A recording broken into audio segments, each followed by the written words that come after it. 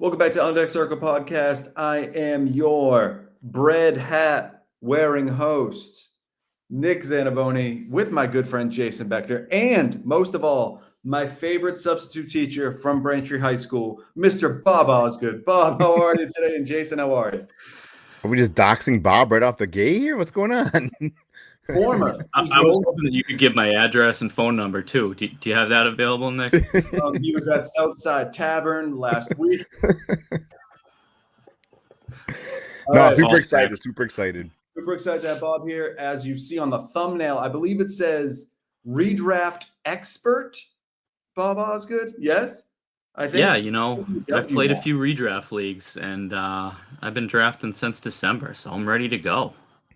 All right. Well, before we get started, we're going to get to my personal favorite part of the show. No, this is not about Love is Blind. This is, however, going to be a question about something that I thoroughly enjoy, something that Bob used to thoroughly enjoy, and something that Jason is recently getting back into, and that is wrestling. I need everyone to tell me their favorite moment that they have seen on television involving wrestling. That's it. You're only going to have about 45 seconds to talk about it, and that's it. So please hit my music now.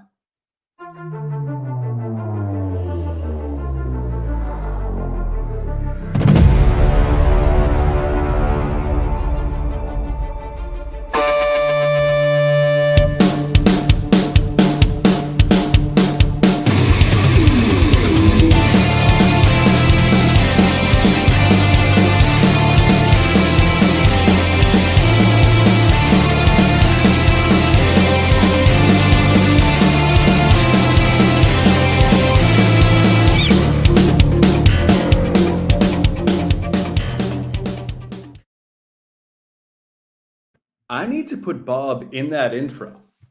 I think that's something that I need to work on. But I want to hear from our guest first today. So, Bob, what do we got?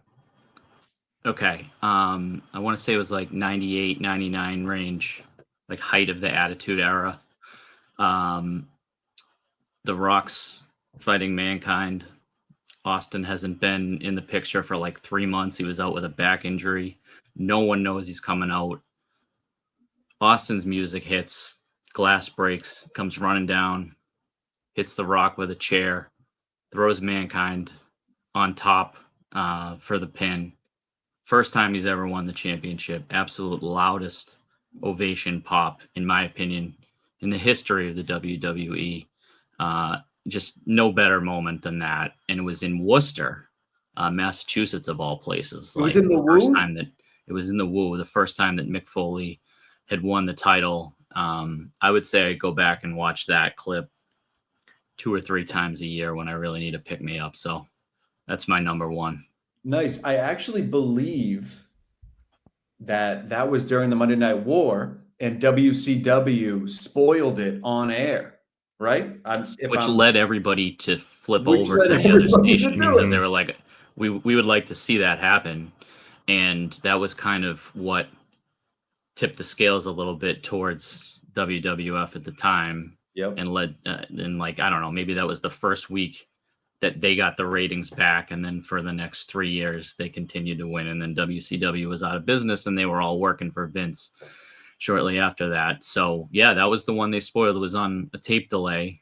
Yep. Or I don't know if it was like the night before or the exact details of it, but yeah, before it was on, Netflix, and they were actually tape delaying some of those Monday Night Raws 25 years ago. But the Attitude Era I was like 12 to 15 years old and probably shouldn't have been watching half of the content that was on there at the time, but you were doing the suck-its to everyone. Yeah, that's right. Yeah, you were definitely walking around the locker section at the aforementioned high school that Nick was talking about earlier, and throwing that at everybody in the school. So yeah. All right. Well, Bob's speaking my language here, because that is when I was also at the peak of my wrestling watching days. Was from the I guess I didn't even know this was called the Attitude Era, and I was more of a WCW guy at that time because we had the NWO, the red versus white. That was I also. But the best thing about it is correct me if I'm wrong. This is like now what 20 years ago. WCW ended an hour before Raw. I want to say WCW was like 7 to 9, and Raw was like ended at 10, something like that. Because I remember you could watch the very end of Raw, but whatever. I can't remember the details like Bob just spit it off. That's way beyond me. I can't even remember that. That's crazy that you remember where it was and what happened. But I got 2 young boys, so WWE is playing on this house Mondays. I guess it's on Thursdays, Fridays, Saturday. It's on almost every day of the week at this point, I think. We got NXT. We got all these things. Trying to keep up on all these things, but I'm glad you brought up the NWO. I just bought a Wolfpack shirt Whoa. last summer, and I was wearing that to cookouts all summer because it's got that red lettering on the front that pops. Yeah. And then you get that was the best. Just Too Sweet, all of that. So I'm trying to bring that back a little bit. Love it. Rest in peace, Scott I Hall. did notice there's now an LWO, a Latino World Order. Yeah, I saw that on Raw. So that was a little interesting. Again, I don't have cable, so I couldn't watch Raw back in the day, or like about a year ago. And now that it's on Netflix, I'm all back in. I'm all back in. I can't get enough of this Penta guy. This guy is amazing. He's like a combination. This is where I got to defer to Nick. It's like a Rey Mysterio combined with Sting. Can't get enough of it. Love him. And I'll leave it at that as the wrestling talk.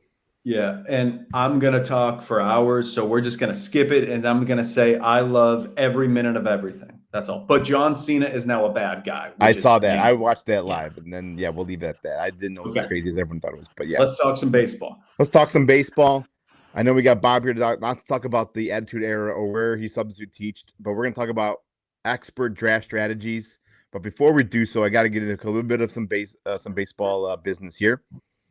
Right now it's draft season, and right now you should be moving your leagues over. I know a lot of people are kicking up their leagues, starting them back up again, getting ready to do their drafts. If you're not drafting or playing on Fantrax, you're doing yourself a disservice. All of us here are deep dynasty guys. We love Fantrax. We play almost all our leagues on Fantrax. If you're not playing on Fantrax, you're doing yourself a disservice. So get on over to fantrax.com/fantasy6pack.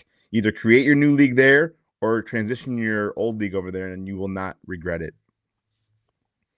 That's going to be for business for now. Let's get into some of these. Let's kick it right off now with some draft strategies. I know the deeper the league, the crazier the strategies might be or whatnot. And I know a lot of us here, us 3 play in 12 and 15 team leagues. I've also been enjoying the 15 team leagues lately. I know 12 teams, I feel like, making speaking for myself here, but baseball in a 12 team league with a shallow roster, it doesn't really come down to a lot of strategy, right? It's just kind of like everyone has these all-star teams. Where you get into these 15 and deeper leagues, you got to get a little bit more strategy involved in these, whether it be daily leagues or weekly leagues. There's always some sort of different strategy on what you go about. And I think people want to know maybe some of our strategies that we use when it comes to drafting for these leagues, especially some of the deeper leagues. We can kind of just go around the horn here and just see what, maybe if you got a quick strategy or two that you kind of employ when you're in some of these deeper leagues. And why don't we just go ahead and kick it off with Bob here, I guess. Go give us a little bit of some strategies. Yeah, I mean, I think that this is the most obvious thing that you can say is that you have to know the rules of your league, but that's so important. I was talking to a friend recently. He plays in one fantasy league, and he says, can you help me prep for the draft? And I said, well, what's the format of it? And he ends up telling me it's a head-to-head league. It's points. It has daily moves, and it has IL slots.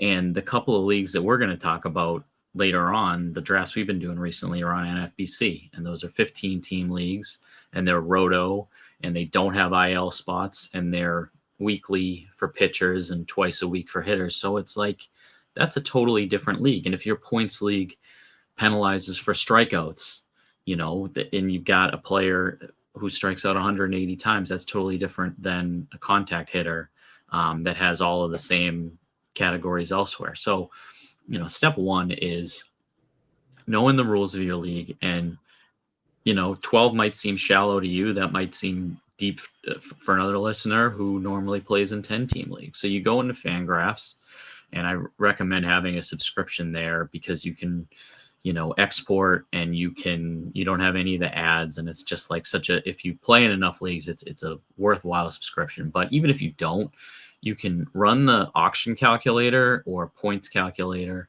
and you can make it specific to your league type. So you type in 10, 12, 15 teams.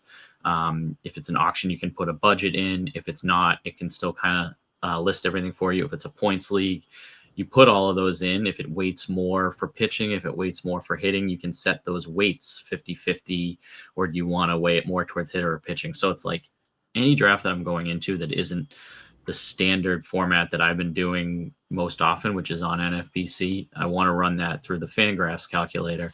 And in addition, it's a good practice when the new projection systems come out. So we were using Steamer in December and January, but then Derek Hardy's The Bat comes out in February, and I think his projections are the best, at least for the hitters, and then the ATC ones are really good too, especially for pitching. So if the projections have just come out, you might be able to get an edge by drafting slightly differently than somebody else's in your room. So like that would just be number one if you're playing in a couple of leagues, is just to know your format. And if you have IL spots, some of the people that I'm going to talk about as fades might be targets in those drafts, because at least you can put them on the IL for 3 or 4 weeks. When we're in these NFBC type of drafts that are 15 teams that don't have IL slots, I'm just trying, especially in the first 10 to 15 rounds, to really limit the amount of risk that I have, especially with pitching. I want to take one upside shot, and I kind of let the room dictate where that's going to be. So I don't have any Jacob deGrom shares yet. I would be willing to take him in round 4 in one league, but if I do that, I want to have a Logan Webb, a Framber Valdez, somebody that's going to throw a lot of innings, that is a consistent pitcher year after year, that I know what I'm getting from them, because deGrom might only give me 100 innings or less. Who knows? I've been mixing in more Spencer Strider recently as like my third starter, because if I have 2 safe pitchers before that, that's where I'll take my shot. I know that his upside is the best pitcher in the league. We've seen that. Even if he's a top 20 pitcher for the last 4 or 5 months of the season, I think he's worth it in round 8, round 9, where he's been going, if you've got safe pitchers around it. Same thing with Alcantara in Miami. Like, he's coming back. They're saying they don't have a limit on his innings. He's already throwing 100. He's going way too late. And I've been picking him up as a 4th starter in a couple of leagues. So in those leagues where you don't have IL, I've just been trying to, for pitchers, make sure I have one upside shot, but not too many of them. I'm trying not to build a team that has, Strider and McClanahan and Brandon Woodruff on the team or something along those lines. So that's the second thing. And then the third is just weighing all of your categories. And, it depends on where you pick. If you're picking late in the first round, you really want to make sure that one of those 2 guys you get in the end has stolen bases. So if you're taking, a Skubal or a Skeens with one of the picks and you're only taking one hitter, I'm trying to make sure that guy can steal bases, because by the time you get to the late third, those Jaron Duran types and the Michael Harris and Jazz and people like that, they're all gone. And, you might be looking at lesser steals, but bats with good average at the end of the 3rd, beginning of the 4th round. So, kind of getting that steals base when you can with one of your first 3 picks. That's what I've been trying to do. And then you can just take good hitters that have counting stats, have good batting averages, and protect your average for a little bit, and then get back into stolen bases later on. So, you can't always do it. It all depends on the room that you're in and what people are doing around you. But basically I've just been trying to have a sheet where I have a target of where I want to get to for each of the 5 categories. They call it like 80 percentile, 90th percentile. When I take a player, I plug a projection system in, and I just I'm not going to put every pick in for every team, but I want to see my team, how that's tracking. I might think that I have a good batting average, but unless I just put it into a spreadsheet and average it all together, I don't really know. So in these slow drafts, like, you have the time after you pick to put that in and say, okay, I'm light on steals. My batting average is too low because I picked Cal Raleigh at catcher and, Matt Olson at first base or something like that. So I'm just trying to, like in the slow drafts, track my categories, track my risk more than I have in past years, so that I don't have, half my team on the IL by April 1st in a league that doesn't have IL slots. So sorry for the long-winded answer, but No, a few things that that was I'm great. focusing on this year. Couple of follow-ups real quick. I know, like you said, like that's one of the big things too, is especially with the NFBC, the no IL. I know that NFBC is not the only league that does that, and I know that that's becoming more and more popular. And I'm actually kind of like, I think it brings a lot of strategy into it. So, that's a really good point to bring up about the IL spots of, like, you don't want to take a lot of risks if you can't. If you otherwise, I think I don't want to say it was last year, but there was maybe 2 years ago in TGFBI, I drafted a guy and then got hurt afterwards. But it's one of those guys where it's like you take him in the first half of the draft, and then you're stuck holding him for him to keep getting pushed back, and all of a sudden it's like August and you just held this guy for. So I think there's a lot of good strategies to talk about with IL spots or no IL spots in the league. But when you're drafting, do you find yourself, maybe another follow-up question, do you find yourself going more like a balanced approach, or are you going like pitcher friendly or early hitters heavy early? What or are you doing more of a balanced attack? Yeah, I've been going more towards hitting this year, but I want to have a closer by round 4. And then, and I just did this in TGFBI. I opened with 3 hitters and I took a closer in round 4. In some of the draft champions where you don't have fab pickups, sometimes that goes up to round 3 because people are so, um, just worried that they're going to end up without getting a closer, and then your second closer gets hurt or something like that, and then you don't have fab pickups. So sometimes I'll even on that mid third, late third, take my first closer. I have a lot of Josh Hader. I have a couple of Class A shares, and then I've found that I can build a pitching staff that I'm happy with if I take 3 or 4 starters in the round 5 to 10 range. Like maybe I take one in the 4th. But I've been opening hitter more this year, and sometimes 3 hitters than I have in previous seasons, and I've still been happy with the staff that I've left with, because I don't have the stat in front of me. But you look back at last season and you can list out the top 15 or the top 20 pitchers in ADP. Like 8 of them had significant injuries. A couple of them missed the whole season. Then you've got 3 others that crapped out. You got a couple others that are like Luis Castillo that was going in round 2, round 3, where he didn't kill you, but he might have been like around 11 or 12 value. There were so few pitchers last year, other than like Skubal and Reagans and a couple others that were truly worth their value that went in the first 4 or 5 rounds. So I just think there's just a good chance that you're going to take somebody in round 6 through 10 that could be a top 10 or 15 starter. But if you do that, I want to get 3 or 4 pitchers in those subsequent rounds, because they're probably not all going to hit.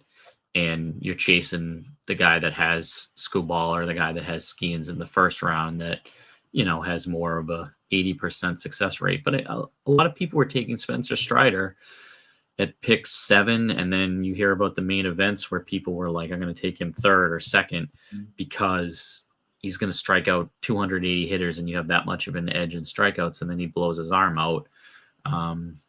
Maybe it's things like that that are stuck in my head, but I've been doing more hitter, and I'm more afraid of missing out on that top 5, top 6 closer range, because you start to have question marks about those closers pretty quickly. Yeah, I actually have a closer question as somebody that just took a closer in the second round of TGFBI. Yeah. I just want to know, because here's my biggest fear is drafting that closer early. When do you pick the next one?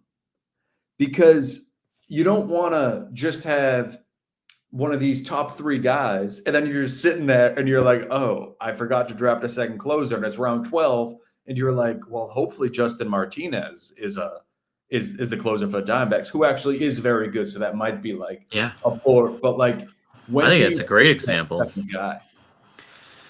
Yeah, I'm going to wait probably a little bit, and that's a great example. I can't remember who I paired him with, but whoever I took as a first closer, I took Justin Martinez as my second closer, and then I took Kirby Yates as my third reliever, because I think he's a name that, even though Tanner Scott is getting the first chance at saves, I think they're going to bring him in the seventh or eighth inning a lot, and that Yates could like back into 20 saves because the Dodgers are going to win 105 games, and Scott's probably going to face the Juan Sotos and the Corbin Carrolls of the world, like in the leverage spot in the seventh or eighth inning because he's their best lefty.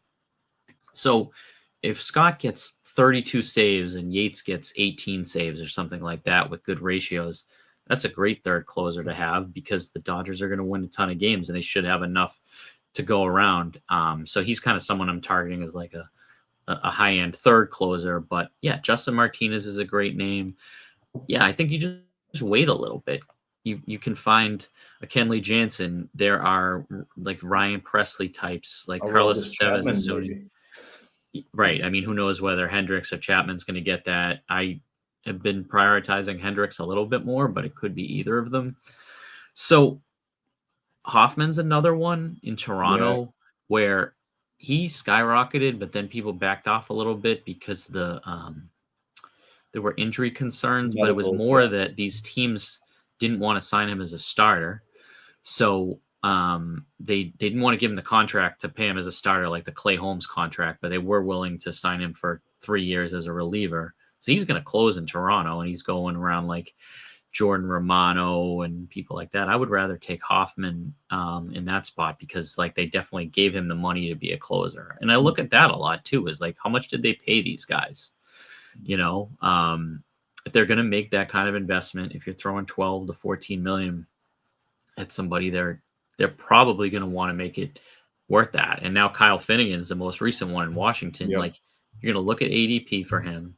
He's going to be lower, but you're probably going to need to take him 5 rounds earlier than he's been going recently because they just gave him 6-7 million. They don't have anybody else in the mix. He's familiar with the manager there, and he might get 30 saves like he did last year. And that's like a late closer 2, early closer 3 that you can take. Good. Thank you. Yeah, love it. I know, like, it was a little bit back to what I was talking about. I think me and Nick talk about this in every year we talk about this, but I agree with you. I tend to always go hitter heavy, especially the first 3 rounds, sometimes even the first 4. Not to get too ahead of us, but TGFBI, I went against that rule and actually got a pitcher in the 4th, and I'm kind of regretting it. But I tend, especially in the deeper leagues, when you get these like, 2 catchers, 5 outfielders, a utility, a corner, a middle, I just find that the hitter pool dries up a lot quicker than the pitcher pool does. And not only that, but I feel like there's more turnover with teams and their pitching depth, where you can get some of these guys that come up as soon as even like April. There's one injury is all it takes, or even before opening day, before your draft ends and your season starts, you may need to fill up an injury spot. So I feel like pitching is more available readily on the waiver wire versus hitters, as far as players that are going to make fantasy relevance versus hitters. I just think pitchers are a little bit more easier to find on a waiver than hitters. So I tend to fade pitchers early in the draft. Now, team leagues like TGFBI, where you're going for the overall, obviously you can't do that. You cannot just punt categories in these leagues where you're trying to win an overall. You'll just never win by punting saves or punting steals. So I go for a little bit more balance, but I still tend to go a little bit more hitter friendly in the beginnings of the drafts.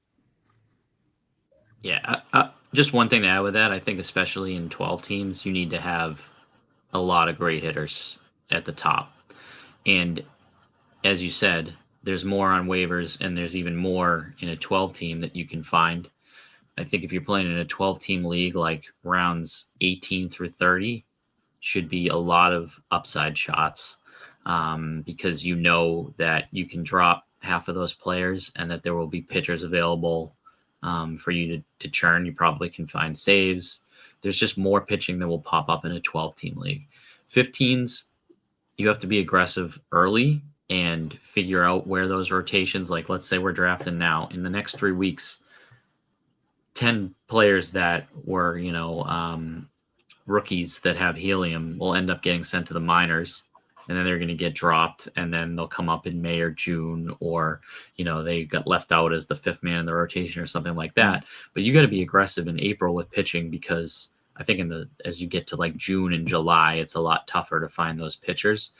But that's all the more reason, if it's not a draft and hold league, if it's a league where you can make fab or waivers moves, those last 10 picks should be, you're filling your lineup, but you also should take 5 shots at upside, because if it works out, great. If it doesn't, there is that pitching available on the wire in the first month of the year for sure. Love it. Well, why don't we get into some of these real life examples on what we got going on? We got cooking up here. First thing we're going to talk about here is the TGFBI. For those of the unknown, it's the Great Fantasy Baseball Invitational. It's put on by Justin Mason of Fangraphs. It's a really cool thing. I don't know what year. It's been going on for quite a while now. I want to say at least 6 to 10 years at this point. But it's mostly, you got to be industry. So you got to produce some sort of fantasy baseball content, whether it's podcast or writing. That's how you get into it. So it's basically the best of the best is a good way to put it. I am in it, Jason. Let's not get crazy here. All right. Above average. There we go. That's what my wife says too. But it's basically targeted on, I think, what is it, maybe at this point, I think we're up to almost 15 team leagues, something along those lines. And you're basically shooting to win the overall. You get nothing for winning your individual league. So I think as much as you want to try and win your league, you need to look out for, like I said earlier, you can't just punt categories, because you're trying to be the best team out of 500 something entries at this point, maybe even more than that. I don't know exactly what the numbers are. I didn't see any, there wasn't much communication about overall competitors, but it's usually in that 500 to 700 range. So yeah, you got to kind of not just draft a really good team. You also kind of have to set yourself apart from the bunch and make some, executive decisions maybe early and often, as far as dropping guys that are injured or whatnot. And you can't hold on to some of these guys for 3-4 months at a time. You'll just fall out of favor. But I know we're slow going. It just started. The draft just started on Monday. It's slow draft. 4 hours per draft pick you can take up to. So I think I actually just looked. I just started round 6. So that's how far we've gone in a day and a half. It's actually not that bad. I've been in some pretty slow drafts where I'd probably still only be in like the 3rd round. So can't complain too much. But I know both of you guys are in it too. So why don't we go ahead and you can kind of just discuss maybe your league and what you're seeing so far and what you've taken. Start with Bob since he's the guest. We'll go with Bob here again. Yeah. So, I mean, I can talk about my team. I can talk about some things that were surprising to me. My team, my start has been Corbin Carroll, Jaron Duran, Matt Olson, and Mason Miller. Now, part of this is that I'm trying to get a couple of players that I don't have on other teams, if I can get them at good costs. And the Duran pick, which I guess is pick number 22. So I took Carroll and then I took Duran coming back. Kind of similar players, with plenty of speed, decent amount of power. With Duran, I don't have any other shares of him. And I think that some people are hesitant with Duran because he's coming off a career year. I mean, he was sent to the minors the season before. He was a big prospect initially, but then was a late bloomer in terms of like superstar potential, MVP of the All-Star game last year, all of that stuff. But Duran has he's crazy motivated. He has such a motor. Like last year, his whole goal was to start every game the whole year, and he would have if he hadn't got suspended for 2 games. He wanted to steal every time he got on base. Like he doesn't want to take a day off. He's also incrementally moving up in salary because he's still with arbitration. So, it's not like he has that long-term contract. He's not even going to be a free agent until he's 31 or 32 years old.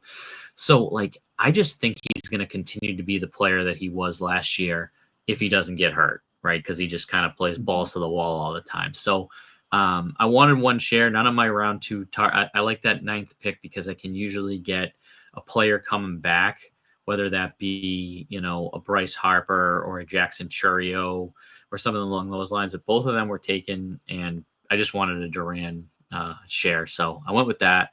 Matt Olson, same thing, pick 39. He was going around 2 earlier in draft season, and that was a fade. But I wanted to get a little bit of power, like a really good home run hitter to kind of counteract the Carroll and Duran that are skew more towards steals. So I went with Olson. Might have to protect my batting average a little bit going forward, so I'll have to think about that. And then I could have taken the first closer there, but I knew that there were 6 teams behind me, so unless every single one of them took a closer, I should get one coming back. And I took Mason Miller, which is kind of the last one that I would be okay with for that closer one top tier pretty much. I just think his ratios are so elite, and I don't really care that he plays on Oakland because they might be a 500 team and he could save 30 games anyways with just a ton of Ks and good ratios. So I need to start attacking starting pitching soon, which I plan to do probably next round. But yeah, we're just through 4 rounds. What I thought was interesting in the draft board was Paul Skeens went 17th and Tariq Skubal went 18th. So if I could have done my KDS all over again, I would have gladly picked on that turn. So I could have got a second round Skeens or Skubal. And that's a great fall in value for each of those. I think is the kind of higher stakes league that you see, those guys will get pushed up to maybe pick 8, pick 9, even by the end of draft season, especially as more pitchers go down. And then I wanted to bring up one name that I know Nick was fired up about earlier. Marcell Ozuna went at the start of round 4, and he went really high in all of our drafts. And I don't know, I guess that just seems to be a popular pick right now because for me, it blocks your utility. And, he's had 2 awesome seasons in a row, but those UT only guys like Ozuna and Rooker and Schwarber had been going in late round 5, a lot of round 6, and he went in round 4, I think, in all of ours. So I don't know. Apparently there must just be like a recent bump on the Ozuna value. His minimum is currently 49 for all of TGFBI. I finally found the ADP tracker. I've been looking for it like all night. Well, that's my draft, so that's 49. Yeah, and then the highest is 77. Yeah, that's which just such like a crazy variable like range. I know. Yeah, and I don't know if it's just coincidence that happened in all of our leagues. And Brent Rooker went 4 picks later in the middle of round 4. So I don't know. I try not to block my utility spot unless it's a player that I think is just fallen past the value or closer to the max or something like that. Like I do love Kyle Schwarber. Like he's the one I just, if he's You're there, obsessed with Kyle Schwarber. I have a lot of Kyle Schwarber, but so I traded for him, Nick, in our dynasty league because it's an OBP league. Yep. So that kind of takes the risk away with Schwarber because he's going to be so good, like 40, 100, 100. You can sign up for that he's done several years in a row. But one year he hit like 190. And then last year was closer to 250. So he's probably going to be like a 220 or 230 hitter. In an OBP league, he hits leadoff. He walks a ton. Like he's actually about average in terms of like the top players for OBP. So that's where I like him more. I have like just a couple of OBP dynasty shares of Schwarber, and I just don't see any signs of decline with him. So, but you're right. I'm probably... That's my weakness. He did come to Boston for a couple months, and that was the only time that we've made the playoffs for the last 6 seasons. Yeah. And he was hitting every bomb in the playoffs, like every big hit, playing first base for a month because he just was like, screw it. Like, And he was just fucking I'll around do what they want me to do. Yes. He's been traded. He made himself a Boston guy for 2 months, and I will always appreciate that. And he never gets traded for anything good. He's gotten DFA'd like 2 times. Yes. Once by the Cubs. Yeah. Right. And then I think it was the Nationals, right? Is that how the Red Sox got him? They might have actually traded something, but no, they did. It was a pitcher who's escaping me that nothing really came about with that. It was the Nationals, and then they went and spent that money a year later on Masataka Yoshida. Yeah. They actually gave Yoshida more money than the Phillies gave Schwarber the year before, both to play DH, which just Yeah. I'm still not getting over that one, but I digress. It was Aldo Ramirez. There you go. Aldo Ramirez is a pitching prospect that never went anywhere. So it's just like that's why you see those deadline deals. 20% of those prospects end up becoming something, unless it's the haul that like a Juan Soto is going to get, with a year or two left of control. But like a Schwarber deadline deal, DH only type, it's just more often than not, it's going to benefit the team that is getting the better player. All right, Nick, what about you? How'd your TGFBI start out? So far, so good. I'm glad I found this because I'm no longer I'm no longer the person that picked my man Caminero the most early. It was the same round though, but I started out, I was picked 1-4. Yeah, it was fourth pick. I started with Ellie because why not? Like you said earlier, you love getting those stolen bases early, and he's probably going to steal a million bases. He's going to hit 25, 30 home runs. Call it. I'm completely fine with that. Then I went with Emmanuel Clase because why not? I wanted Garrett Crochet. He got picked right before me, and I said, fuck it. Let's just get a closer. Because I said I got stolen bases, and now I got saved. So then I can focus on those. I can focus on like the regular hitters. Then I went with Ketel Marte, who's actually getting a lot of bust articles out there. And I feel like it's just because he was so good last year.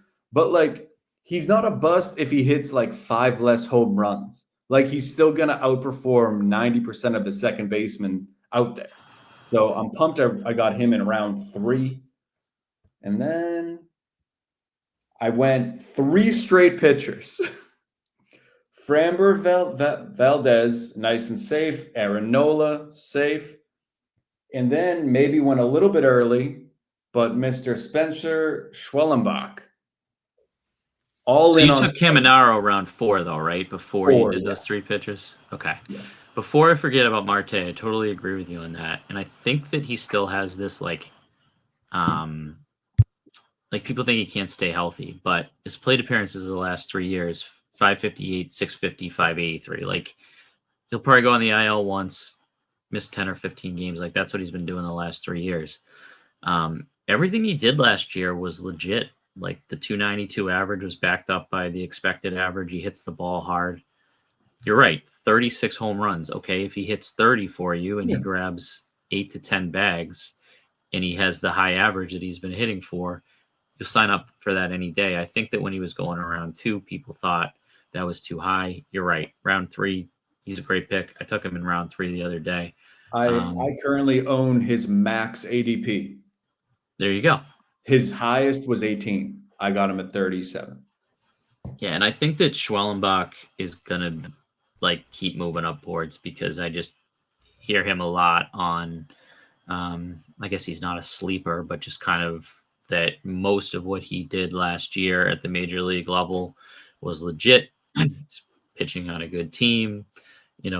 What's the innings count going to be? I don't know. It was 137 a year ago between AAA and majors, but 123 of those innings were in the major leagues. Like, he should be able to throw 160, I would think, and he's your third starter. So you said Framber and Nola, and you know exactly what you're getting out of both of them. Exactly. Is strong innings, maybe not a great K rate, but like they throw enough innings that they'll get plenty of strikeouts for you. The ERAs should be in the 3s, and then Schwellenbach's your upside arm at 3, and you've got your closer. So now you got to go hammer bats. Hammer bats, maybe get Sandy a little bit later to get that. Like, I've secured enough safe arms for me to take those swings on a Strider, maybe in a couple rounds, or a Sandy, or even like, who else? Like Yuri Perez, another one who will be out later. But like, if I can store him, Perez for the Marlins. I think he's out till like June. So that's kind of a stretch, but yeah, we'll see. All right. What do you got, Jason? Mine started out, I got the 1-2, went Witt, followed that back up at the round 2 with Acuna, And here's where I feel like I made a bit of a mistake, and I got Logan Gilbert in the beginning half of the third, Mason Miller in the fourth, Adley Rushman in the fifth, which I wouldn't normally have take, but two catcher leagues always drive me crazy, and I like to get at least one, kind of like a hero RB strategy in football. I go with a hero catcher strategy, get one solid catcher, and then just kind of punt the second one because two catcher leagues suck. But when I took Logan Gilbert, I felt good about it. And now I'm seeing a lot of this pitcher value in the late fifth, early sixth round. I mean, we're talking about guys going here in the end of the fifth and early sixth. We're talking about Aaron Nola, Tyler Glasnow, Blake Snell, Logan Webb, Bryce Miller, Spencer Schwallenbach, Yoshida Yamamoto, Pablo Lopez. These are guys that I probably could have – obviously, you can kind of classify as your ace when it comes to fantasy rotations. Now, don't get me wrong, I love Gilbert, but I feel like I probably could have used that 3-2 pick a little bit better than my ace pitcher. Love the Mason Miller pick at 4. I know you got him as well. I think sometimes these closers on the more like the 500 clubs, while you're not going to see the 40 save seasons, you're going to get – I feel like those teams are in closer ball games, and they get a lot more of the 1-2 run opportunities for saves. So guys like Mason Miller on a poor athletics team still should see at least 40 opportunities. So I love Mason Miller. Strikeout potential is really high with Mason Miller. Things you want out of your closer. And we'll see where it goes from here. I'm probably going to go hitter again. But again, we'll see. I mean, like a lot of these SP2s now are starting to kind of go off the board here. One thing I guess as an overall strategy is you got to kind of let the draft dictate on what you do to an extent. You can't just kind of like go in there and be like, well, I'm going to take 4 straight hitters and then go to pitchers. If there's a run on a position, especially like closers, you kind of got to jump in there and get your guy. Otherwise, you're going to miss out on those positions. But that's where I am right now. We'll see. I mean, I don't think. Well, first of all, you're picking on the end, so you have to dictate the run like that you're talking about there, right? Yep. Like you had to take Miller because you're not going to get a closer that you like coming back in the 6-7 turn. Mm-hmm. Gilbert's a great pick. I don't think that you should question that for a second. His I pulled up the last 30 drafts on NFBC. His average draft position is 28 in the last 30 drafts. So, taking him on the 2-3 turn is perfect. I think that's probably the last safe. Well, there's no pitcher that's safe, but I mean the top 5 pitchers have been Skeens, Schoolball, Wheeler, Crochet, Gilbert. I think if you get any of those 5, by the end of the second round, that you've just got like a safe first pitcher. Like, sure, what I said earlier is true that I think you can get good pitching later, but you only have one starting pitcher through 5 rounds, so it's not like you've gone overboard. You just have you went on the higher end for your first starter, and you can wait a little bit for your second and your third. You know what you're getting from Gilbert, and one of those things is a whip that is like, what was it last year? 0.78 or something. I would say like 0.8 or something like that. It's crazy. And then Mason Miller's was under 1 too. So your ratios are awesome.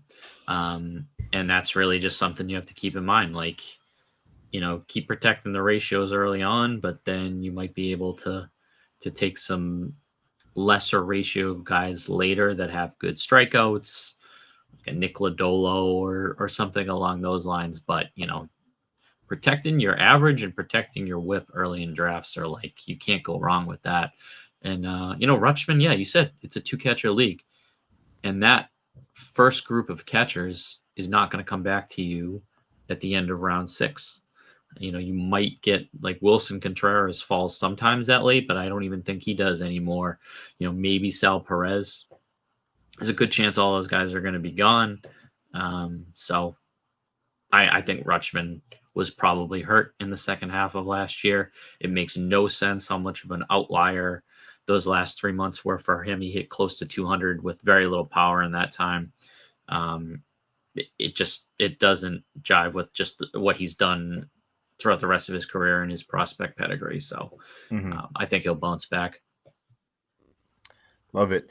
All right, well, we'll talk about another draft here, one that I was not a part of, but another quote-unquote expert draft, and that is the NERF draft, the New England Regional Fantasy Draft.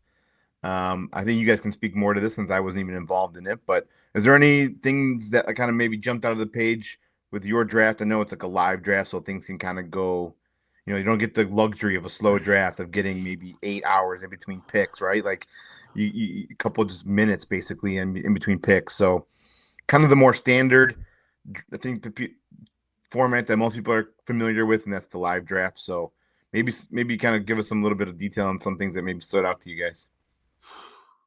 Hey, you want to The go first, salmon Nick? Caesar salad was divine, per usual at Jake and Joe's. The Shout out finest Jake and Joe's.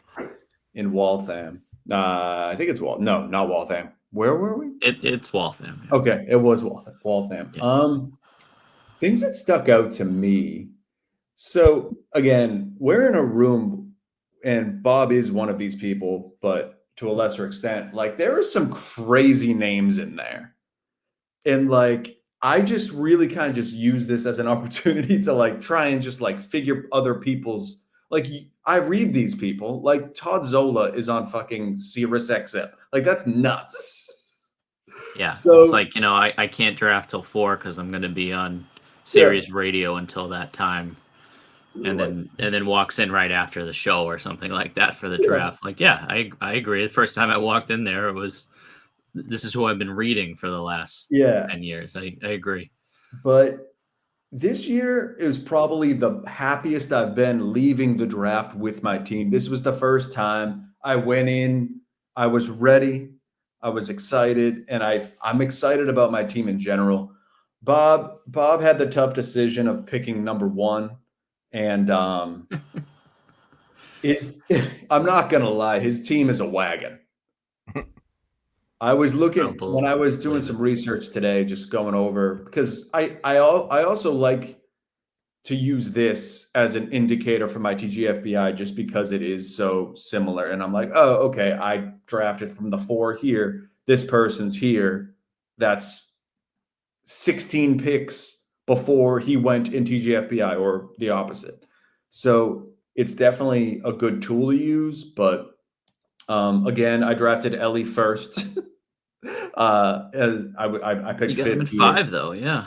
Yeah, my favorite pick, because I'm not going to go through all of this because it's excessive. Yep. My favorite 2 picks in round 10, I got Brian Wu. I really like Brian Wu. Unfortunately, 3 rounds before that, I picked Bryce Miller. So I'm really dedicated to this Seattle Mariners pitching staff. Worked out last year. It did work out last year. And I really just hammered home runs. I have a bunch of guys that are just going to hit a shit ton of home runs, I think, with like Willie Adames is not going to produce what he did last year, but I think he's going to really be like, again, kind of like the Ketel Marte. If he hits 5-10 home runs less, that's fine. It's coming out of shortstop. I'm happy with that. I really like my Isaiah Paredes pick as well in round 12. I think he's going to hit a shit ton of home runs in Houston. So, yeah, that's my main takeaways. And then at the end, just picking random guys. Like, who was a weird one? Sal Frelick went to BC. That's the only reason I picked him, but like he might be good. Yeah. I think you nailed the middle rounds, and you took Sandy in that draft too in round 11, and I don't think you're getting him in round 11 at this point. So you went. I mean, did you mention you took 2 catchers in the first 4 rounds? Oh, I didn't. Yeah, I mean that's choice. However, you're going to have a leg up on everybody in that the things that he position. doesn't bring up, right? I also drafted Ketel Marte here too. I just realized that. Yes. So, but I think you made it work in that Bryce Miller is a great first starter if you're going to wait till round 6 to take a starting pitcher because you took 2 catchers. You mentioned Wu. You took Sandy Alcantara, who I think he could be an SP2 or SP3. After that, it fell off a little bit because, as you said, you took a bunch of bats in those middle rounds. But Paredes is great in round Paredes and Nimmo and Tyler O'Neill, you did go heavy on the home run, so you should win those power categories. But I think you can make it work. Like, I think your hitting is going to be great. I think your catchers are awesome. You just mentioned, Ellie and Marte. You got the catchers. You got Paredes and Nimmo. Like, those are all good building blocks for those counting categories. And then you're fine in saves. And you need one pitcher to pop that you took later I need on. Jackson Jobe to be good. Sure. Yeah, that would be one. Walker Buehler could be another one. Like Kyle Harrison, I think he's you got him in the reserve rounds. So yeah, and the other thing was we drafted like February 1st. So Yeah. all of us were certainly in our first live draft. Most of us had only I'd done like one or two slow drafts at that point just to try to get familiar with the player pool. I was doing like best ball drafts to, be ready for a February 1st live draft. Like, no one has any news on anybody on February 1st that you didn't have in November outside of like, a few players. You don't get any updates. So in terms of what, do you want me to just kind of go over some of my team there? Like, yeah, I took Ohtani first. I did think about Witt a little bit, but I don't know. That's where I landed. I think either pick is fine. I'm actually setting my KDS as number 2 in these drafts now because if I get Ohtani or Witt, that's fine with me. Then I went Austin Riley in the second. I probably have more shares of Austin Riley than any other of the top 100 pick players. To Class A in the third, might have reached a little bit, but as I said, I'm just afraid of not getting a closer coming back. Took Pablo Lopez and CJ Abrams in the 4th and 5th rounds. And then after that is where I think it kind of worked out for me because I took Seiya Suzuki in round 6, and then I went Roki Sasaki in round 7. And then I was considering Joe Ryan with that pick. And I ended up getting Ryan coming back at the end of round 8. So nice. Someone that I had considered to start round 7 just because he was like a safe starter, I was able to get in round 8. So after that, I didn't take pitching for a while because I had Lopez, Sasaki, and Joe Ryan, and I had my closer in Class A. And then the 3 rounds after that, I took Pasquantino, Bregman, and Josh Lowe. As I was saying earlier, if you kind of wait on pitching a little bit, you take those 4 pitchers in the first 8 rounds. Then I hammered bats, and Pasquantino, Bregman, and Josh Lowe. They all do different things. Lowe gives you more bags. Bregman, we didn't know was going to sign in Boston at the time, so I think that he's probably going like 2 rounds higher now just because of the landing spot and the possibility that he could gain second base eligibility. So I was happy with my start. And then after that, nothing too exciting. Got my boy Nathan Eovaldi in round 15. He's just more often than not a part of my staff. At one of these years, it won't work, but that's okay because he's given me like 4 good ones in a row. In terms of late picks for Flyers, like Clay Holmes in round 20, just hoping that he can kind of find an additional pitch. The Mets have tweaked a lot of starters in recent years. Like we saw what Severino and Manaea did there last year. Like I'm going to buy in on Mets pitchers blindly in the later rounds and just hope that they can make a tweak for them because that's what they did a year ago. So yeah, no, I was happy with how it came out. Yeah, dude, I love your Jackson Holiday pick. It was round 16. It's so funny because last year he was going earlier than 16. Right, like I can only assume. I don't know, but like it's probably around the same spot, but maybe even later. Yeah, because just like he wasn't even that bad. Like he was a kid. right. We shouldn't hold it against anybody who comes up at 20 and can't handle major league pitching. Yeah. That's more of like a dynasty thought. Like, I mean, Nick, that I have Holiday in our dynasty league. A lot of people have asked about him.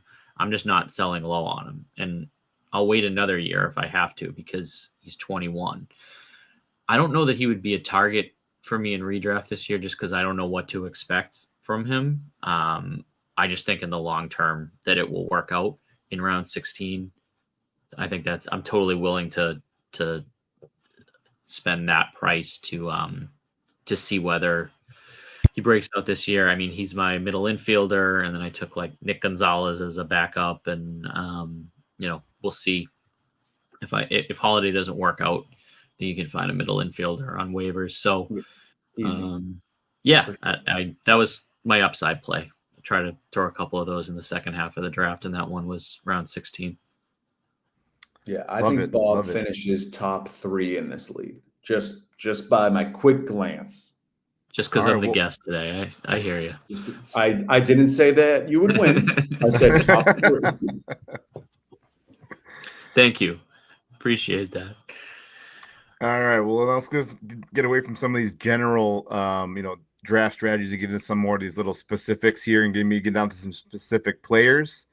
We can start off here with some of the guys that, maybe exceeding or going above what we believe their ADP should be. And talk about some guys here in the early rounds that we may be fading and some of the players that we're avoiding at their ADP currently. Because I told Nick all the time, I don't hate players. I hate their ADPs. So I'll kick it off right now. I'll kind of go around here, maybe, limit it to maybe 1 or 2 guys that you are fading, and then we'll go from there. But actually, you know what? Let's keep going with Bob as the one that kicks it off. He's the guest, right? We'll keep the guest kicking it off. Or wait, I forgot. Do you want to kick it off? No, I've got one. Okay. I don't have any Jazz shares, and he goes probably by the middle of the second round in every draft that I've been in. And I think it's exactly what you said, Jason. Like, I don't hate the player. I understand the reasons that he goes there. He not only landed in like the best hitters ballpark that he could in New York, they let him run while he was there, and he has multiple eligible positions. He's at third base and he's at outfield. So like, what's the issue? Well, I just think that he has, I mean, you look at Baseball Forecaster, they have an F on his health grade, and that's coming off of a season that he had 621 plate appearances. The 2 years before that were 383 and 240. I think that he just is one of those players that gets banged up a ton. He had an arm injury last year where he was having trouble throwing, and that was in the second half of the season. So is it going to be that? I don't know. Or could it be one of the 3 or 4 other things that has put him in the IL the seasons before that? He just has been hurt too much for my liking in the seasons before that. So like if he plays 150 games this year and does the same thing in New York where he hits for power in the short porch, he steals 40 bags again and hits for a good average, then great. It's a health risk for me. He has not in his career hit left-handers very well. It was like 30% below average the 2 seasons before that. And then this past season was just a little bit below average against lefties. So yeah, he's a really good player. I'm not going to sit here and tell you that he sucks, but I just think that there are kind of some cracks there that I wouldn't use a top 20 to 25 pick on him. Yeah, no, I actually have thought about drafting Jazz in a couple of drafts, and I kind of feel the same sentiment as you. I just kind of pass. I think that's just a little too early for someone that you can't rely on. A lot of times these players, the best ability is their availability. So, if he's just sitting on your bench and just whittling away with an injury, then you're kind of just wasted a second round pick. So I totally agree with on that sentiment about Jazz. Nick, you got a fade? I do. It's going to be nice and quick. His name is Max Fried. I believe I've already had a rant about him on this podcast. I believe it just said like something more of just like, fuck the Yankees. I was going to say, I'm pretty sure you just said it because he was a Yankee. 1000%. But it's where he's going. He's right now, his earliest is 70. I'm not taking him at pick 7. I would give me Jared Jones at pick 85. Like there's just so much more value in different places. So I would rather not draft the Yankees starting pitcher at pitch 7, especially because like we always talk about, like Jazz, he's in a great hitter's park. But again, these pitchers need to pitch there. So I'm out on Max Fried. He's a health risk too. He is I also a mean, health risk, and it's just like I've seen this story before. The Yankees give out these gigantic contracts because he's not Garrett Cole, and even Garrett Cole hasn't been like perfect there. But like he doesn't have the makeup for me to be a New York pitcher, and I just see this going very badly. Yeah, I like it. I know. I think it was like in our free agency recap. You went on your I mean small rant about why you didn't like Max Fried. It was because he Yeah, played and I with said the I'd rather where Walker Bueller is being picked than where yes, Max Fried is being picked. yeah, That's all. gotcha. All right, my guy I'm talking about is Michael Harris. Right now being drafted as the 36th overall. Still only 23 years old, but I'm just not really getting there with that power speed combo. Um, he flirts with 2020, which you'd love, but in the third round, I'm just not there on it. He just the approach at the plate is just not there for me. Chases a ton. The whiffs rate's not great. The walk rate does not walk a lot. I just don't buy it for a third round pick. I'm looking, there's guys that I would much rather have that's going after him. Um, that's just my take, and I don't think he brings that value of the third round pick. I've just never really been there with Michael Harris. Again, only 23 years old, so obviously he could break out and have his 2020 season and prove me wrong, and maybe even 30-30, but I just don't see it. So I'm fading Michael Harris at that ADP at this moment. yeah, I totally get what you're saying there. I think it's all about team build. Like, if he was there in the second half of the third round and I didn't have steals yet, I could see taking Harris. He had a really good second half after he was injured, but that's a concern too. He got hurt for part of the year. He was good at the end of the year, which is kind of the same thing that had happened the season before that. Like, he finished strong and went high up draft boards, but I get wanting to see it for a year and be okay with missing out until it happens. No, that's a good point because there's the guys I'm thinking about afterwards, like right, like there's guys like Teoscar Hernandez, but doesn't give you speed, but he's going to hit way more home runs and drive in more runs than Michael Harris. Yeah. Going almost 3 rounds later. I mean, not a proven entity, but Lawrence Butler is going almost 4 rounds later. Again, an unproven a little bit there with Lawrence Butler, but to me, I just think a little bit of a reach on Michael Harris. Again, don't hate Michael Harris, just hate the ADP. Yeah. Makes sense. All right, let's jump on over here to some of these more of these late round values, guys, that we might be sleeping on a little more. I think people like to hear. That's what people come for. I think is more sleepers than they are the busts. But you'll kick it off with Bob here and go around the horn again. Yeah. We can start with hitters. Yeah. I can give a couple hitters and a couple pitchers. Basically, I went through all my teams and figured out who I have like the most shares of, and a lot of times that's going to be players that you're taking in the second half of the draft, just because they're more available. So we mentioned Isaac Paredes earlier. That's one of them. I think that all of his projections are light on how many home runs he's going to hit in that park. I just feel like it's a blind spot for the projections. Like, he pulls every home run. You look at his spray chart, every home run goes to left field. He just is perfect for Houston. That might not be late, but that's kind of like a middle round guy that I've targeted a lot at third base.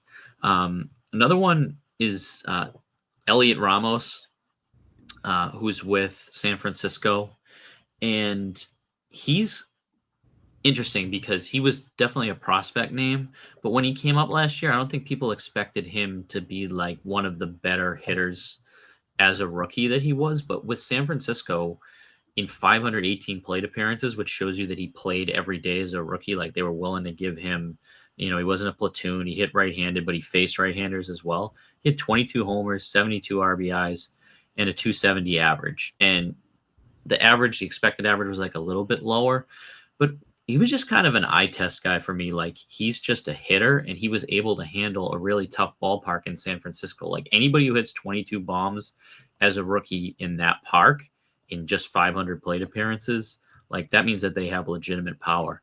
And I think Ramos is not, I don't see him on many lists. You usually can get him as like a outfielder 4, sometimes a 5 in certain leagues. And I just don't think there's like, much batting average risk with him. He has power.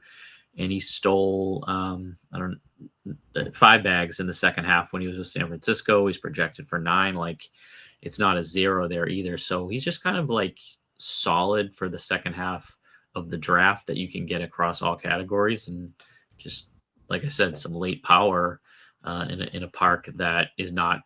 I talked about Willie Adames earlier. Like, we'll see whether his power holds up there. We know it has with Ramos. Mm-hmm.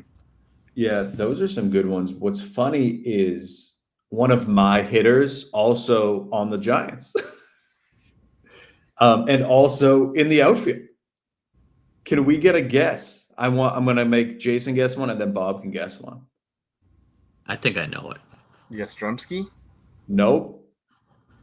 Is it Gerard? It's Gerard. So this is very much someone that I think he's either going to be a complete, I can't say superstar, complete like surprise, or you're going to cut him by the end of April and never hear of him again. So it's very much a boomer bust for me. He crushes the ball. Unfortunately, Bob, do you know what he has a little bit of problem doing? Putting the ball in play? Putting the ball in play. However, he is 6'4" and 250 pounds and only 27. Yeah. So I'm buying into the body. You can put that on a t-shirt. And I shouldn't have said that one out loud. He's going late. Pick him, then cut him in the end of April is really my big takeaway there. I don't know.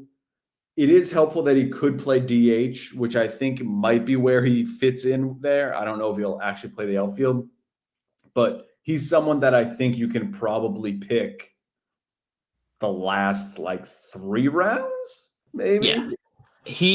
I've got his ADP up now. It's around 500. The earliest he's gone in any NFBC draft in the last month is 397.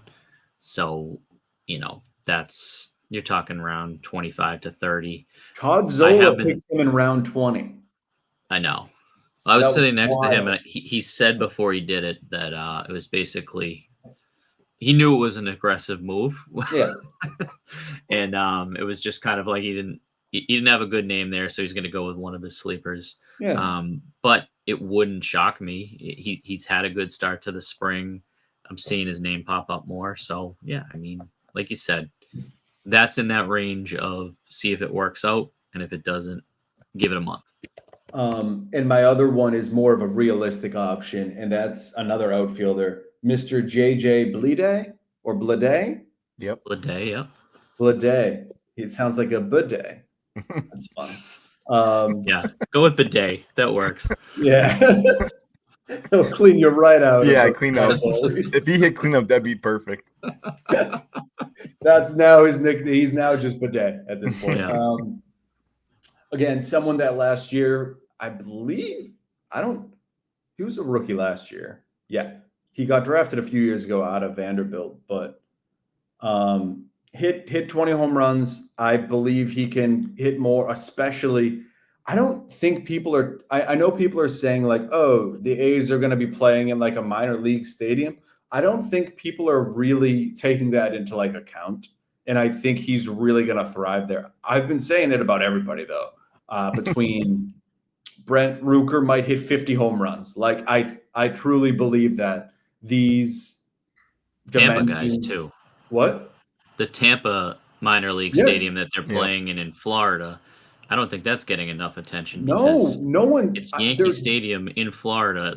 Isn't the ball going to fly in an outdoor stadium in Florida? Like, you would think, yeah. I just have this feeling that this is an X factor, that there's going to be some crazy games there that have 3 rain delays in them too. So we're just going to hammer the overs, right, Bob? Is that going to be the play? Yeah, that's going to be the top pick every day until everyone else catches up. Just overs until it loses. Just roll it over. Yeah. I'm most interested in that because it's just like some random park that's going to hold 5,000 people outdoors in Florida. I just don't think we've seen that for a long time. So I'm interested to see what the Tampa surroundings are going to be, and that's going to affect pitchers too. I mean, I think it's baked into the cost with Tampa pitchers. I know diverting a little bit, but like you can get those Tampa pitchers 3 rounds later than they should go because I think the park is scaring them off. And I don't know. I mean, they'll throw half their games elsewhere.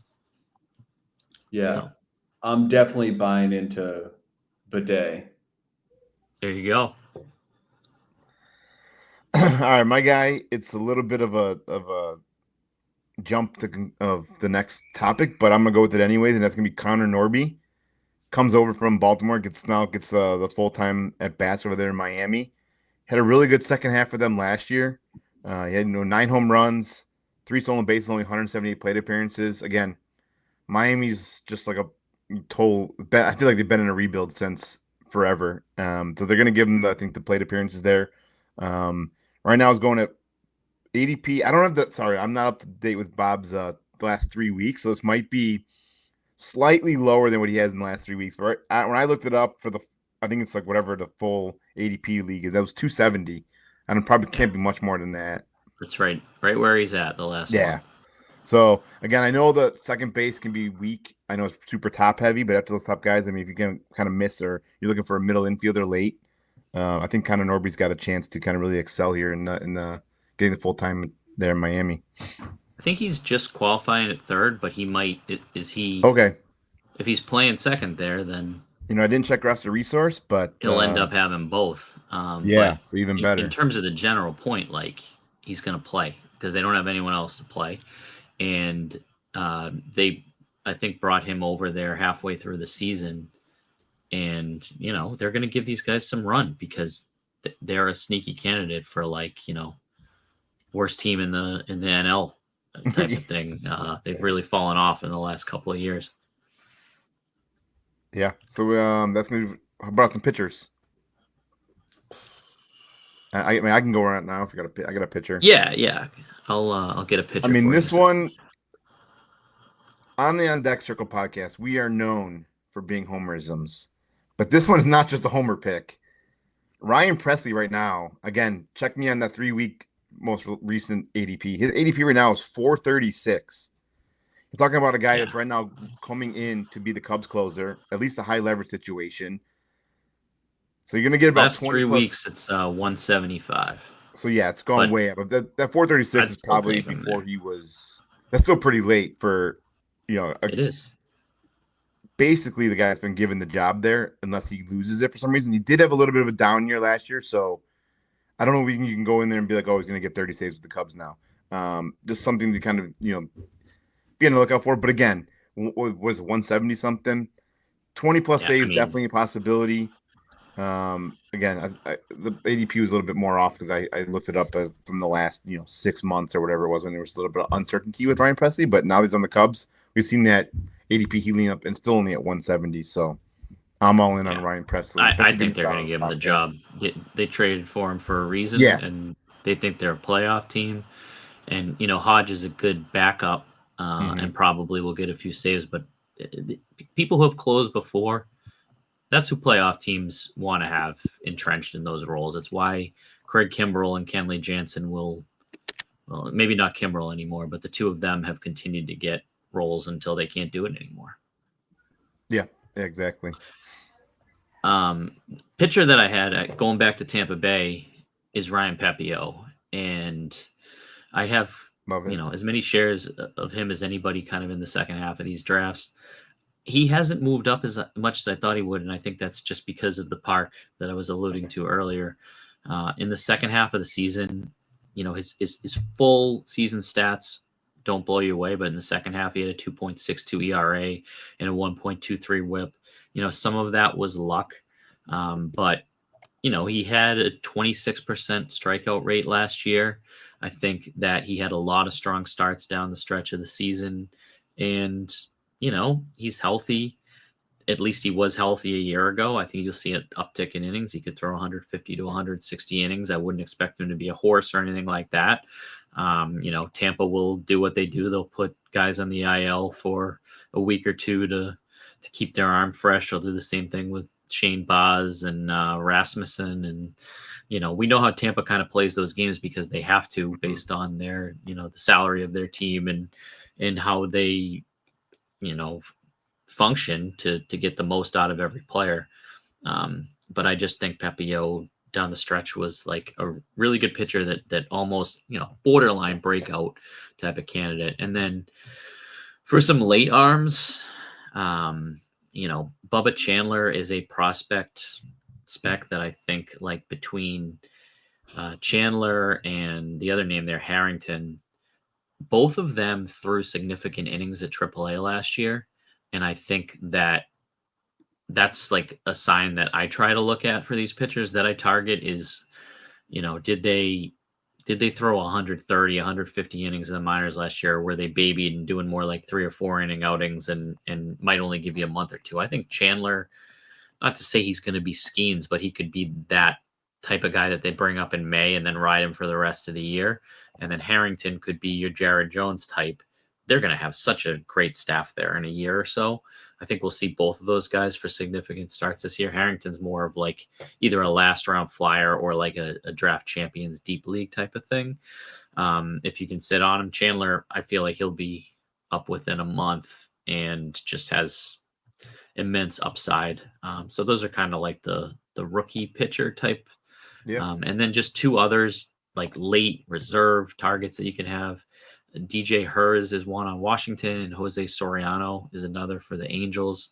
Those are guys that I just kind of want to see what they have to offer. Like Soriano, I know the first week or 2 of the season they have a pretty easy schedule, so that might be someone that you can stick in as your last pitcher. And then if it's not working out, you can cut him. He had some elbow and shoulder injuries, but he throws 99. He's going late enough. And I've just I listen to Eno Saris a lot, and he just thinks that his pitch combination could take off. So that's just somebody that I've ended up with more of, and Hers just because of the strikeouts. Like, Yeah, that's a true dart flyer, might not work out, but he had a ton of strikeouts in AAA. He had a couple of huge strikeout games for Washington in September. So it's kind of worth finding out if he gets a rotation spot and can continue that this year. got any, Nick? I'm gonna just stick with one here, and I'm really just gonna plant this will be like my flag plant of the episode. It's someone I don't want to say the word infatuated, but I fucking love this guy. His name is Edward Cabrera of the Miami Marlins. I've just always enjoyed him as a pitcher, and the only thing that's really plagued him has been injuries. And it's come to the point where he's getting picked. I'm in like late, like 20 to 30 round. The 20th to the 30th round is where he's going ish. I don't know the actual ADP number, but he's Bob's just looking it up. Yes, 386. Yeah, perfect. Because the talent's there. Again, these aren't guys that if he's your number 2 or 3 pitcher, you're in trouble. But if you're picking him and expecting nothing, then you might have an absolute steal. And he's just someone that I've always kind of believed in. 6'5", he's got the nice pitcher frame. And yeah, he strikes guys out. Just a profile I really enjoy. Love it. All right, for sake of time here, it would not be an on-deck circle podcast if we didn't talk rookies and prospects. Bob, why don't you give us, I know you kind of teased us a little bit with some of those pitchers there, but who's some of the rookies or prospects that we should be looking out for in late rounds that are for redraft focus? Guys that you may have already drafted or you have lots of shares of for 2025. Yeah, I jumped the gun with Chandler a little bit, but I have 2 others. I don't think that, bringing Christian Campbell up is going to be, a shock to anybody as a Boston guy. However, I think that they want him to get that second base job. And even if they do decide that Rafael Devers should play a shitty third base for this season and Alex Bregman should move to second base, like they could make room in left field for Campbell to play out there and move Durant over to center, and they'll just make it work. Like Trevor Story could get hurt again and Rafaela plays short and Campbell goes to left and Duran's in center. Like they have a lot of position players who can move to 2 or 3 different spots. Campbell's one of them. They mixed him in the outfield last year. So even if he's blocked there, I think they'll find a spot for him. he hasn't had the best first week of spring training, but I'm not gonna read too much into that. Listening to Jeff Ponce like early in the offseason, who I think is with Baseball America, he's plugged in with the Red Sox. He's always felt they want him to break camp with the team because of just how crazy his bad ball stats are and how he handled every challenge that they threw at him from single A all the way up to triple A year ago.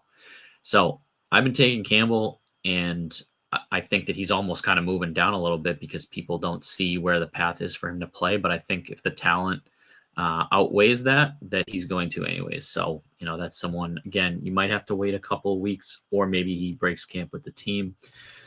And then the other one I have is Michael McGreevy.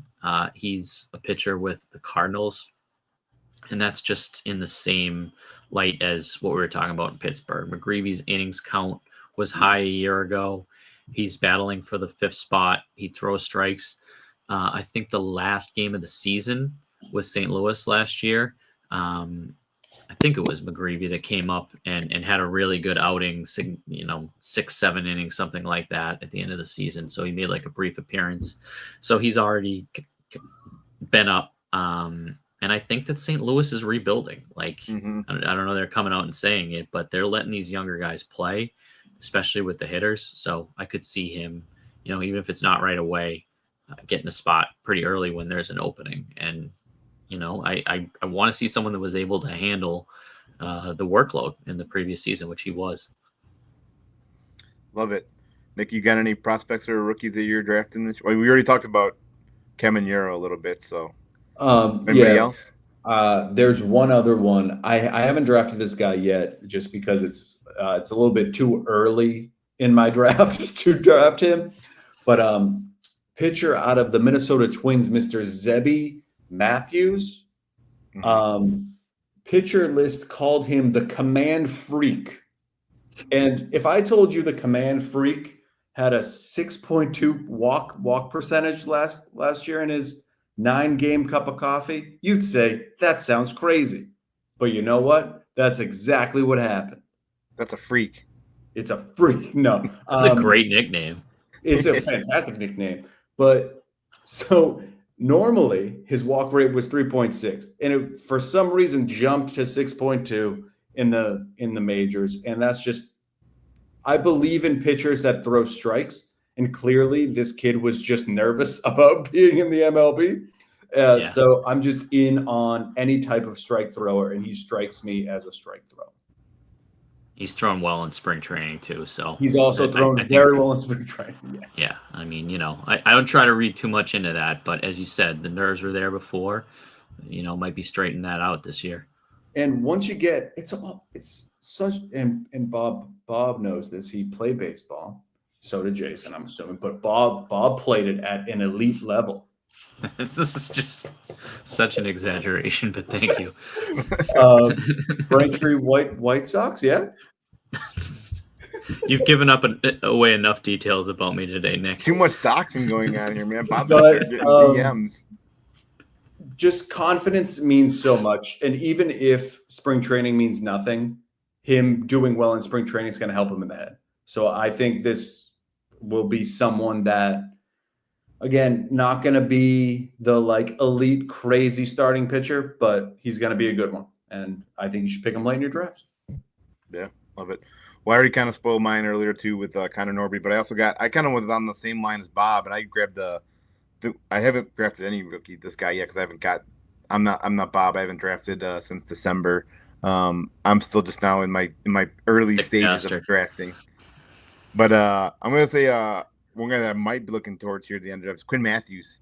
I don't think he's up as early as obviously as McCreevy, but he's looked really well here in spring training for the Cardinals. And Bob nailed it on the head. I don't think the Cardinals are playing for anything. It may take a few months. We may not see him until maybe July after the All-Star break. But Quinn Matthews is someone to kind of keep on your radar. I'd keep him obviously more for the deeper leagues if you have a farm system or something like that. But I think he'll eventually he pitched really well last year for AAA, and I think he might get a look here at some point later in the season. Like it. Well, Bob, I appreciate you always coming on. Hopefully we didn't dox you too much, and you you know, I mean, Bob. it was only Nick. Yeah, sorry, Nick was out here doxing you. Hope he Nick doesn't sway you from Zaniboni coming of back Dorchester, Massachusetts. No, this is great. I absolutely love talking redraft because I've been doing more of the Red Sox content in recent years. So anytime I can get a chance to talk fantasy, it's awesome, and it's been a blast as always. Yeah, we appreciate Bob, it. do you have any wonderful plugs? Like where can these people read you and listen to you? Yeah, we probably should do that. 85 minutes into the episode, you can. Yeah, probably forgot about that at the beginning. No, but... no, I'm just me too. You can follow me on Twitter at Bob Osgood 15. So our podcast is called the Red Seat Podcast. It's myself, Jake Devereaux, Keaton DeRocher, and Eric Cross has just joined on in the last couple of months. So the four of us have been talking Red Sox. We're getting into spring training previews for the team, but we're also going to be doing like an AL East preview and a league-wide preview in the next few weeks. So getting just back into the weekly podcast. And then I write for Over the Monster, which is a Boston Red Sox site as well. As I said, at Bob Osgood 15 on Twitter. Happy to talk about fantasy strategy, anything like that through DM. So, feel free to reach out. It is a great Red Sox podcast. There are a lot of them, and it's crazy that there's so many Red Sox podcasts, but it is one of my cubicle listens weekly. It's very nice. And you get me through my boring, mundane job. Yeah, we try to do a mix. I know what's better than that. We try to do a mix of baseball, a little bit of humor, all of that. Go off on some tangents, but I appreciate it, Nick. I am going to extend this episode a couple more minutes just because I need to tell Jason how diabolical Keaton was in this all-time Red Sox draft. So they had to draft teams, right? Yeah. And Keaton, basically, if you sneezed on second base, he would pick you to be a second baseman. Oh, like David Ortiz farted on third. He's playing third today. Like it was just wild to listen to. Dwight Evans and Carlton Fisk he had in the infield because they had at some point in their career played the infield for the Red Sox. So, and there was another outfielder too. I don't remember the exact names of what it was, but my entire outfield list had been crossed off because Keaton was putting all of them at infield positions so that he could just have the best 9 possible players in his lineup. And it didn't matter that we were telling him that you can't do that because that's just what he was going to do. And it made for arguably the most entertaining episode we've done this year because it was just a complete shit show, but it was also a lot of fun. So yeah, I texted Bob. I was like, "This is crazy." He goes, "Just wait." I was just like, "Oh my god!" Love that. Yeah, I guess what he's there for that out. Yeah. All right, well, thanks again, Bob. I'm sure we'll have you on here again at some point. We love having you on. It's always a great time talking baseball with you. And happy drafting out there to all you guys, and good luck to all. All right, bud. See you.